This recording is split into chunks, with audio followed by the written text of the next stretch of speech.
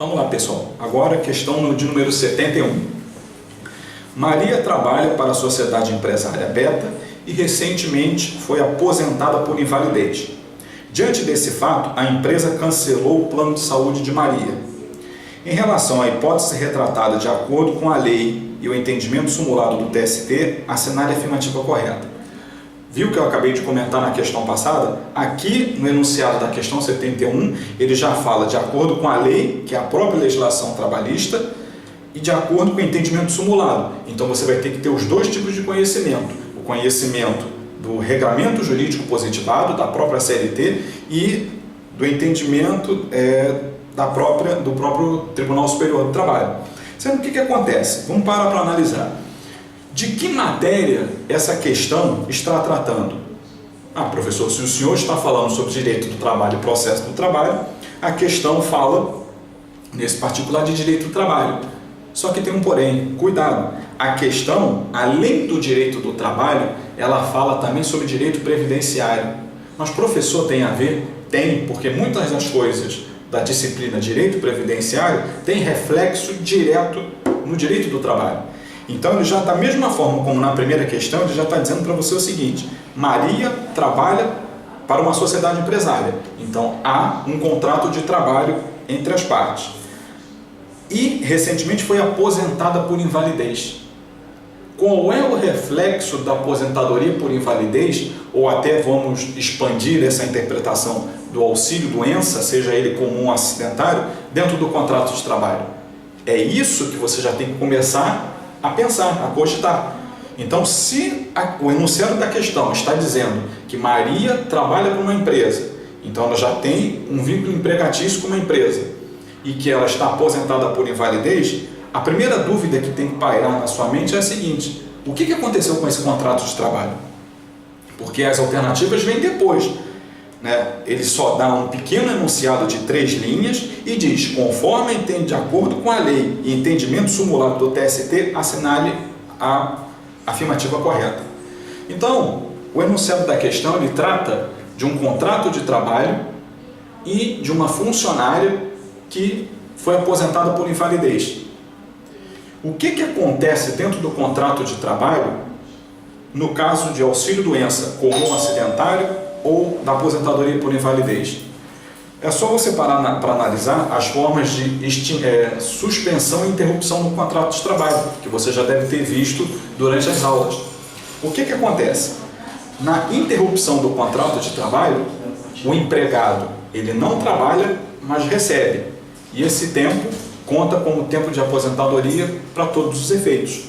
Agora, a suspensão contratual não. Na suspensão contratual, o empregado ele não trabalha e não recebe. E o que vai acontecer aqui dentro? Se ela está aposentada por invalidez, significa que ela está recebendo o benefício de aposentadoria por invalidez perante a autarquia previdenciária e INSS. E o que vai acontecer? Se você já sabe pelas aulas de Direito Material do Trabalho que aqueles primeiros 15 dias que a empresa é obrigada a pagar caracteriza a interrupção de contrato, 16º dia em diante é considerado suspensão do contrato de trabalho. E quais os efeitos da suspensão do contrato? Todos os efeitos do contrato de trabalho eles ficam sobrestados. Nenhuma das duas partes tem acesso a qualquer tipo de efeito dentro desse contrato. Então, o que o enunciado está te dizendo é exatamente isso. Se Maria está aposentada por invalidez, os efeitos do contrato de trabalho dela estão sobrestados. Aí você já começa a entender o quê? O que aconteceu no contrato dela. Então, se o contrato está com efeito sobrestado, nem Maria, nem a sociedade empresária Beta pode praticar nenhum ato com o intuito de quê? De alterar esse contrato ou até extingui-lo, porque seria nulo de pleno direito.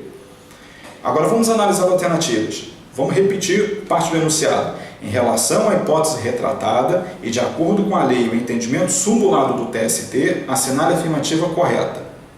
A. A sociedade empresária agiu corretamente, pois a aposentadoria por invalidez rompeu o contrato de trabalho. Aliás, desculpa. Vamos analisar aqui. Diante desse fato, a empresa cancelou o plano de saúde de Maria. Se ela cancelou o plano de saúde, pelo que eu acabei de comentar, essa alteração seria possível? Porque o contrato não foi extinto. A única coisa que o enunciado está dizendo é que a empresa cancelou o plano de saúde. De alguma forma, ela mexeu nesse contrato de trabalho sem poder. Então, analise a alternativa A. A sociedade empresária agiu corretamente, pois a aposentadoria por invalidez rompeu o contrato de trabalho. Claro que não. Se eu acabei de comentar que a aposentadoria por invalidez, ou seja, o auxílio-doença comum acidentário, suspende o contrato de trabalho e todos os efeitos ficam sobrestados, primeiro, a alternativa de letra A já fala de que o contrato de trabalho foi interrompido, rompeu, quer dizer, extinguiu. Então já está errado por aí. E a outra é que a atitude da empresa estava correta, coisa que não está. Se você parar para analisar, existe uma norma da Agência Nacional de Saúde Suplementar que obriga a empresa a manter o plano de saúde do seu funcionário pelo período de 24 meses pós extinção do contrato. Mas espera aí, é o caso de extinção do contrato aqui? Claro que não. O enunciado da questão é muito claro. Ela diz que Maria está aposentada por invalidez. Então você já tem que raciocinar qual o efeito da aposentadoria por invalidez no contrato. Então você já sabendo que o contrato ele não pode ser extinto, que o contrato está com os efeitos sobrestados por estar suspenso, ou seja, Maria não recebe salário e não trabalha, a primeira alternativa já está incorreta. Por dois motivos. Primeiro, porque caracterizou a atitude da empresa correta. E segundo, por dizer que a aposentadoria por invalidez extingue o contrato de trabalho. Então já estaria errado em duplo sentido. E também, no terceiro sentido, por essa norma da Agência Nacional de Saúde Suplementar, que obriga a empresa a manter pelo prazo de 24 meses. Então, mesmo que fosse o caso de extinção, o que não é, a empresa estaria agindo de forma errada e não de forma correta.